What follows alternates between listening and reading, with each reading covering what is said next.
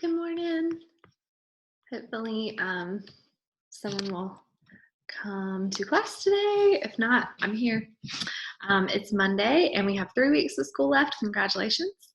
I would like to check your homework today. So if you can just send me a picture of it, or if you join the meeting, you can show me here by the end of the day today. That way I can put a grade in for you. If you have any questions on the homework, please let me know. I know your book does a good job of explaining everything, but if you just need some extra help, I'm here for you for that. So just let me know if you need help, and if anyone shows up, I may ask if they have any questions. But other than that, since no one's here, I'll just go ahead and move on. There's Garrett. Good morning. Okay. Good morning, Garrett. Hey. I was just saying to send me the homework by the end of the day today, or if you want, you can show me on here. That's fine. And since you're here, I'll go ahead and see if you have any questions on your homework.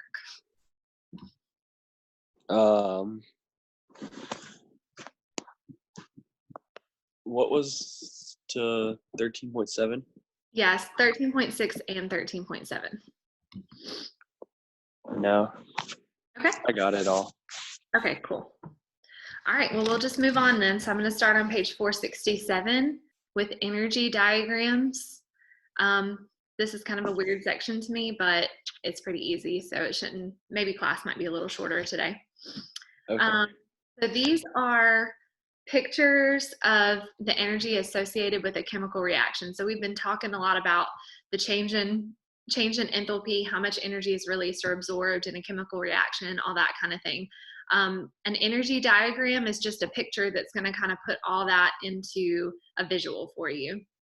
So for example, they give you an equation there kind of towards the top of page 467. And let's see. Instead of calculating the change in enthalpy, you can just draw a picture as you see there at the bottom, 13.1. And this will all make more sense as we describe what each thing means. But let's see, I'm going to turn the page so we can kind of talk about everything. So 468, it tells you that on the y-axis, the left side of the graph there, you have energy. So that's, there's numbers, but there doesn't always have to be numbers. But that's how much energy there is. And that's what that side is measuring. And then on the other side, the horizontal, the bottom part of the graph says reaction coordinate.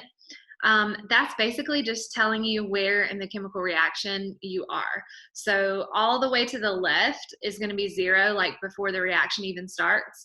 And then as you move through the reaction, and all the way to the right is when the reaction is over. So that's all that's measuring. I would say it's kind of like measuring time, but they wouldn't say that. So that's the bottom. The top of the hump there is called the midpoint of the reaction. Some people call it the intermediate state, or the activated complex. You'll see it there in blue. It says intermediate state. That's the top point there. And that's when the energy is at its highest. Okay, so let's see. This is why, because we're moving through time, on the left side you see only the reactants right there above the orange, and then on the right side you see only the products because you're moving through the reaction with the graph. So for this particular reaction, you'll see that the left side of the graph is higher on the energy level than the right side of the graph. And that's just telling you that your reactants obviously have more energy than your products. So if your reactants have more energy than your products, once the reaction completes, the excess energy from the reactants gets released into its surroundings. So that tells you that this type of reaction was exothermic. So if your reactants energy starts high and your product energy ends low, that means it was exothermic because it's releasing energy. Also, let's see, if you turn back, sorry, we have to keep flipping, but if you turn back and see the orange there where it says delta H, the change in enthalpy there, that basically tells you if you subtract where you ended your final energy level, subtract your starting energy level, that's how much energy was released from that reaction. And that should make sense because you're just doing it in a different way, but we've already measured that before. Okay, so also notice that the energy of the intermediate state is higher than the energy of the reactants or the products, and this is always the case. The intermediate state of the reaction always has more energy than the reactants or the products.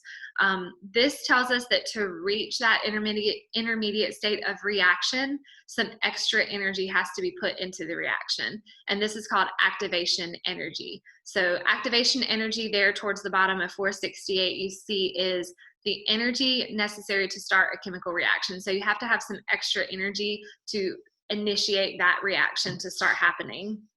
And all reactions, even exothermic ones, require a certain amount of activation energy to get started.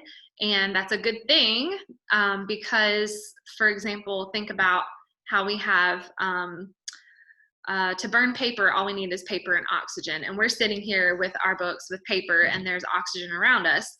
Luckily, it doesn't just burst into flames on its own. You have to have that activation energy, that lighting a match, for example, to start the reaction for it to burn. So all reactions require activation energy, exothermic or endothermic. And you'll see there the activation energy is represented by the difference between the energy of the reactants and the energy of the intermediate state. You'll see it in green if you flip back to 467. So the difference there between your reactants energy and your intermediate state, which makes sense because that's how much energy was added to your reactants to get the reaction to occur.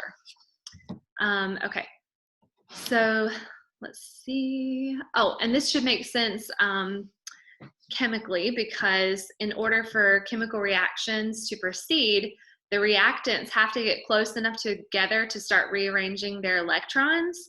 And a chemical reaction, like we said before, is just a rearrangement of those valence electrons that make up the reactants to make different substances.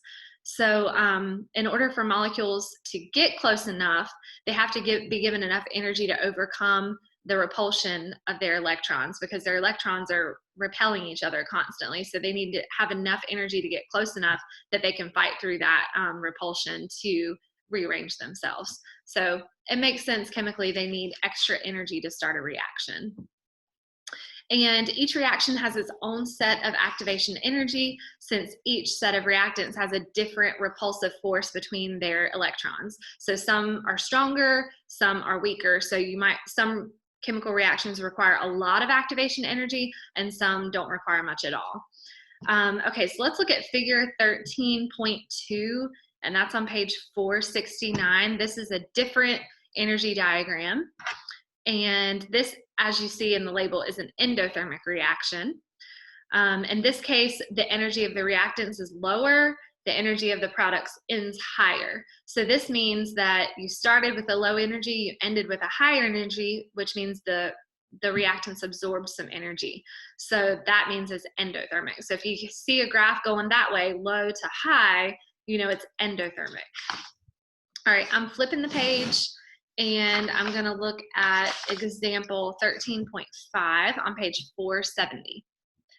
So we're going to look at these three diagrams. There's diagram 1, 2, and 3 at the very top.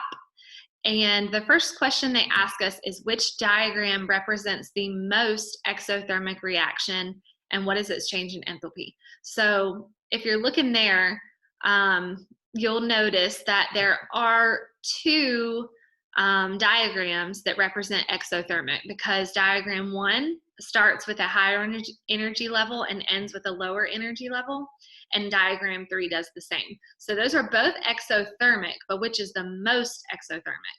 So how we figured that out is whichever one has the largest difference, change in enthalpy, the largest change in energy level there. So if you look at diagram 1, you're starting at 100 kilojoules and you're ending at roughly 50 kilojoules. So the difference there is going to be 50, because you're subtracting. So 50 minus 100, negative 50. So that means 50 kilojoules were released in this chemical reaction. So let's look at diagram 3. We are starting at 50 and we're ending at roughly, I don't know, 25. So the difference there is only going to be 25 kilojoules. At first glance, they almost look the same, but you have to look at the numbers on the left.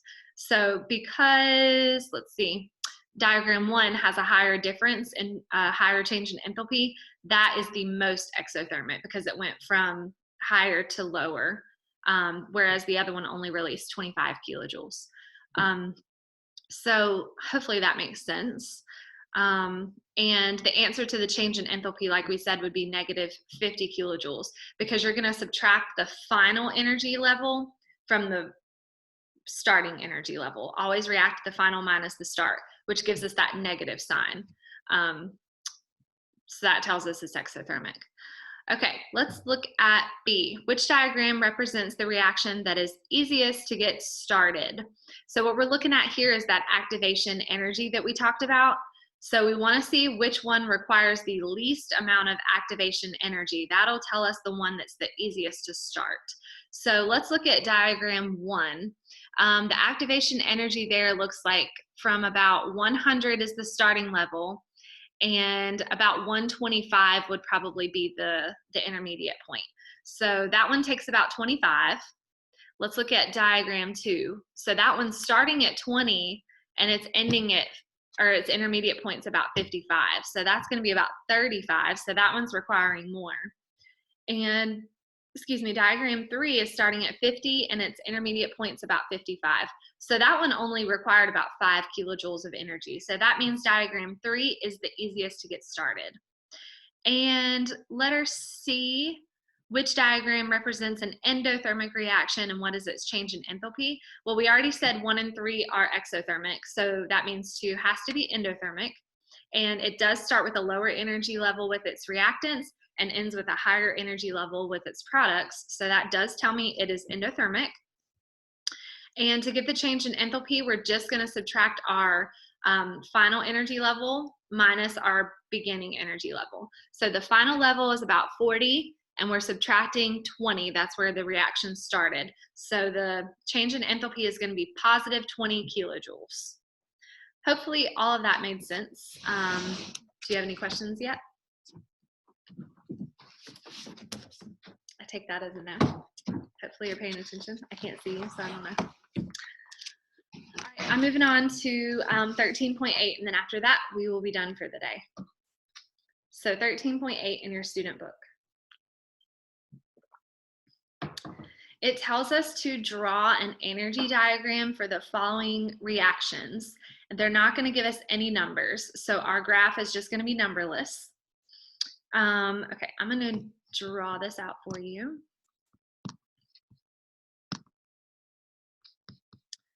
Okay, so the first one says this reaction is hard to start, but gets very, very hot once it does start. So this is letter A.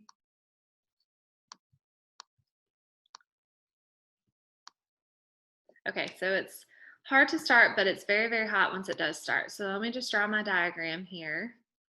And if you're labeling, you would write energy over here. And I'm going to type the other one because that's difficult. And reaction coordinate here. Okay. So it's hard to start. So the phrase there that says it's hard to start means that you're going to need a lot of activation energy. So and also we need to see if we're going to start with a low energy or a high energy. It says once it does start, it's very, very hot.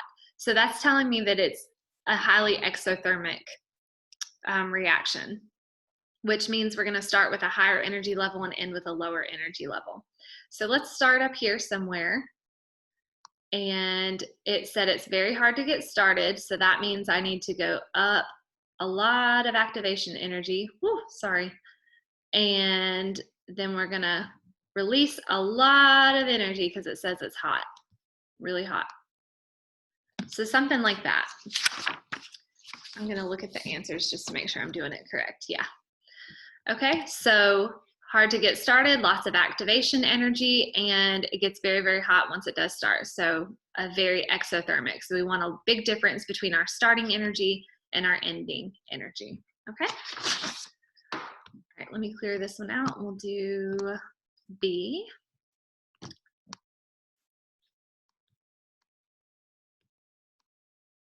What is going on here? I don't know why it won't let me draw. I'm trying. Okay, there we go. B. Okay, I'm not going to label each graph, but you should really. So energy goes here, reaction coordinate goes here. All right, so let's see. This says this reaction is easy to start, but gets only slightly warm during the reaction. So it's easy to start, so not a lot of activation energy, but it gets only slightly warm during the reaction. So if it's getting slightly warm, that does mean it's exothermic, but it says slightly, so it's not very exothermic. So we're gonna start at a higher energy level since we're exothermic. Let me draw. Okay. And we don't require a lot of energy to start, so just a little bit there. And then it just gets slightly warm. So something like this. That wasn't meant to go up at the end there. Sorry, I'm trying my best with this weird thing. So exothermic because your reactance energy is higher than your product's energy, but only slightly exothermic and only very little activation energy here. So that's what your graph would look like. Okay, letter C.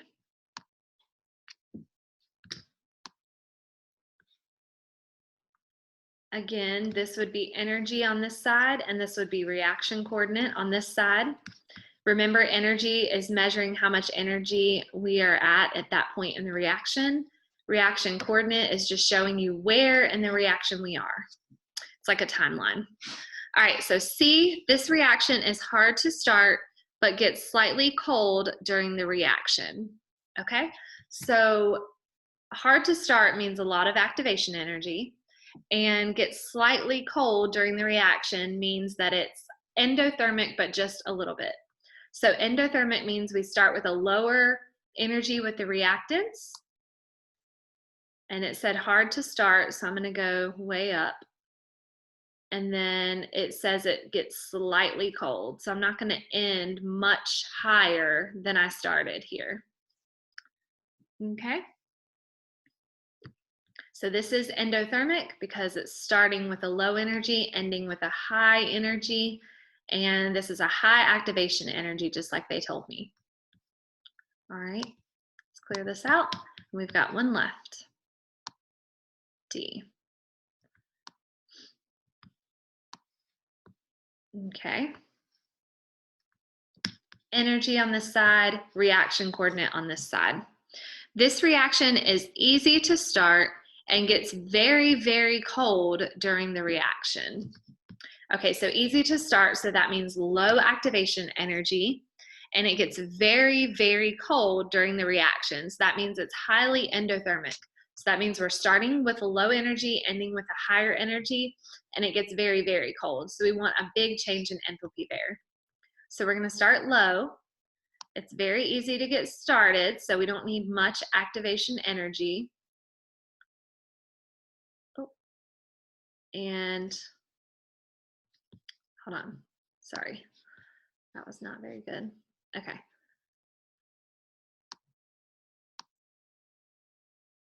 Let's see what they did.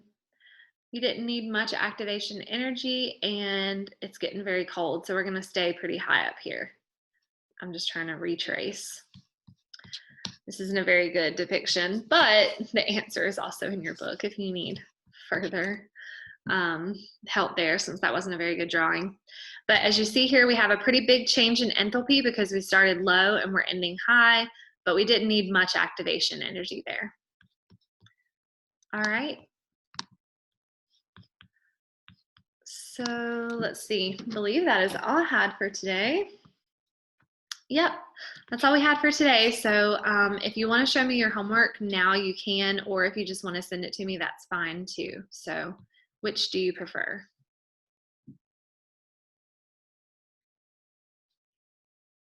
I don't think Garrett's listening to me. Okay, well, I'll just look for a text from everyone with your homework later today by the end of the day, please, and I will grade it for you and put it in Homeschool Minder.